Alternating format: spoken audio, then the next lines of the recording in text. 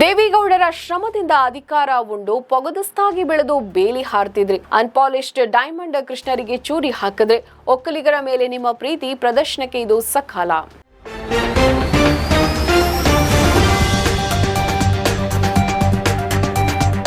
ಸಿದ್ದರಾಮಯ್ಯನವರು ಕುರ್ಚಿಗಾಗಿ ಜಾತಿ ಎಳೆದು ತಂದಿದ್ದಾರೆ ಅಂತ ನಾನು ತಮಾಷೆಗೆ ಹೇಳಿದ್ದಲ್ಲ, ಸೀರಿಯಸ್ ಆಗಿ ಹೇಳಿದ್ದೇನೆ. ತಮಾಷೆಗೆ ಹೇಳಿದ್ದೇನೆ ಎಂದಿಟ್ಟುಕೊಳ್ಳಿ, ನೀವು ಇಷ್ಟುದ್ದ ಉತ್ತರ ಬರೆಯುವ ಅಗತ್ಯ ಇರಲಿಲ್ಲ. ಈ ಬಗ್ಗೆ ನೀವು ಸೀರಿಯಸ್ ಆಗಿದ್ದೀರಿ ಎಂಬುದನ್ನ ಬಲ್ಲೆ.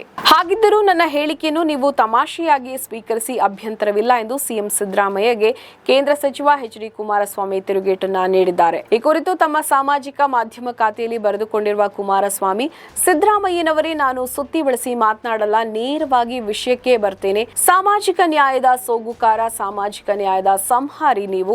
ನಿಮಗೆ ರಾಜಕೀಯ ಶಕ್ತಿ ಬದುಕು ಕೊಟ್ಟ ದೇವೇಗೌಡರ ಕಡೆ ಬೆಟ್ಟು ಮಾಡುವುದು ಆಘಾತಕಾರಿ. ಇವತ್ತು ನಿಮಗೆ ಸಿಕ್ಕಿರುವ ಅಧಿಕಾರ, ಸಾಮಾಜಿಕ ನ್ಯಾಯಕಾರ ಎಂಬ ಪೋಷಾಕು ಎಲ್ಲವೂ ದೇವೇಗೌಡರ ದೇಣಿಗೆ. ನೀವು ಅವರ ಸಾಮಾಜಿಕ ನ್ಯಾಯದ ಫಲ ಮತ್ತು ಫಲಾನುಭವಿ, ಸ್ವಜಾತಿ ಕುಟುಂಬ ಅಂತ ಅವರು ಅವತ್ತೇ ಭಾವಿಸಿದ್ರೆ ನೀವು ಹಣಕಾಸು ಮಂತ್ರಿ ಆಗುವುದಿರಲಿ, ಅಟ್ ಲೀಸ್ಟ್ ಒಂದು ನಿಗಮದ ಅಧ್ಯಕ್ಷಗಿರಿಯೂ ದಕ್ತಾ ಇರಲಿಲ್ಲ. ಅಂದು ನಿಮ್ಮನ್ನ ಹಣಕಾಸು ಮಂತ್ರಿ ಮಾಡಲೇಬೇಕು ಅಂತ ಹಠತುಟ್ಟ ಗೌಡರಿಗೆ ಅವತ್ತಿನ ಅವರ ಸಮಕಾಲೀನರು ನಿಮ್ಮ ಬಗ್ಗೆ ಏನೆಲ್ಲಾ ಗುಣಗಾನ ಮಾಡಿ ಬಣ್ಣಿಸಿದ್ದಾರೆ ಎನ್ನುವುದು ನಿಮಗೆ ತಿಳಿದಿರಬೇಕಲ್ವೇ ಅಂತ ಪ್ರಶ್ನಿಸಿದ್ದಾರೆ. ನೀವು ಪಟ್ಟಿ ಮಾಡಿರುವ ಒಕ್ಕಲಿಗ ನಾಯಕರ ಹೆಸರುಗಳನ್ನ ಓದಿದೆ. ಪಾಪ, ನೀವು ಅವರ ಹೆಸರುಗಳನ್ನ ಉಲ್ಲೇಖಿಸಿ ಅವರನ್ನು ಅಪಹಾಸ್ಯ ಮಾಡಿದ್ದೀರಿ. ನೀವು ಅಪಹಾಸ್ಯಕ್ಕೆ ತುತ್ತಾಗಿದ್ದಲ್ಲದೆ ನಗೆಪಾಟಲಿಗೆ ಈಡಾಗಿದ್ದೀರಿ. ನಿಮ್ಮ ರಾಜಕೀಯ ಸ್ವಾರ್ಥಕ್ಕೆ 13 ಜನರ ಶೆಲ್ಟರ್ ಅನ್ನ ಪಡೆದಿದ್ದೀರಿ.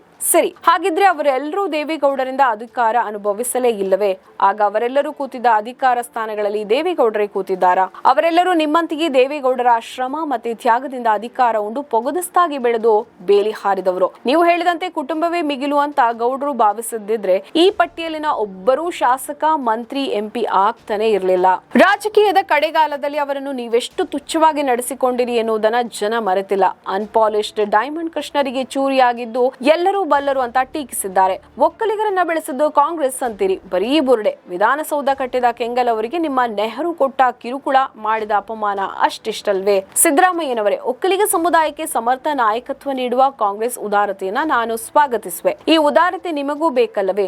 ನೀವು ಉದಾರತೆಯನ್ನ ತೋರ್ಬೇಕು. 2ನೇ ಅವಧಿಗೆ ನೀವು ಸಿಎಂ ಆಗುವ ಮುನ್ನ ಅಗ್ರಿಮೆಂಟ್ ಆಗಿತ್ತಲ್ಲ, ಅದನ್ನ ಬಹಿರಂಗವಾಗಿ ಹೇಳುವ ಉದಾರತೆ ತೋರಿ. ದಿಲ್ಲಿಯಲ್ಲಿ ನಿಮ್ಮಿಬ್ಬರ ನಡುವೆ ಆಗಿದ್ದ ಆ ಅಗ್ರಿಮೆಂಟ್ಗೆ ಸಾಕ್ಷಿಯಾಗಿದ್ದ ಸೋನಿಯಾ ಗಾಂಧಿ, ರಾಹುಲ್ ಗಾಂಧಿ, ವೇಣುಗೋಪಾಲ್ ಸುರ್ಜೇವಾಲಾಗೆ ನಿಮ್ಮ ಸಾಮಾಜಿಕ ನ್ಯಾಯ, ಒಕ್ಕಲಿಗ ಪ್ರೀತಿಯ ಪರಾಕಾಷ್ಠೆ ಈಗೀಗ ಅರ್ಥವಾಗಿದೆ ಅಂತ ಭಾವಿಸ್ತೇನೆ. ಅವರೆಲ್ಲರ ಮಾನಸಿಕ ಸ್ವಾಸ್ಥ್ಯ ಸರಿ ಇದೆ ಅಂತ ನಾನಾದರೂ ನಂಬಿದ್ದೇನೆ. ಇದನ್ನೇ ನಾನು ಪ್ರಶ್ನಿಸಿದ್ದು. ಬಸವಣ್ಣ, ನಾರಾಯಣಗುರು, ಕುವೆಂಪು, ದೇವರಾಜ ಅರಸು ಅವರುಗಳ ವಿಚಾರ ತತ್ವಾದರ್ಶಗಳನ್ನ ನಂಬಿದ್ದನ್ನು ಎನ್ನುವ ನೀವು ಇನ್ನು ಮುಂದೆ ಆ ಮಹನೀಯರ ಹೆಸರನ್ನ ಹೇಳ್ಬೇಡಿ. ನಿಮಗಿಂತ ವಯಸ್ಸಿನಲ್ಲಿ ಚಿಕ್ಕವನಾದ ನಾನು ನಿಮಗೆ ನೀಡುವ ವಿನಮ್ರ ಸಲಹೆ ಇದು ಅಂತ ಹೇಳಿದ್ದಾರೆ. ನಮ್ಮ ಈ ವಿಡಿಯೋ ನಿಮಗೆ ಇಷ್ಟ ಆದಲ್ಲಿ ಲೈಕ್ ಮಾಡಿ, ಶೇರ್ ಮಾಡಿ, ಕಮೆಂಟ್ ಮಾಡಿ ಮತ್ತೆ ಸಬ್ಸ್ಕ್ರೈಬ್ ಮಾಡಿ.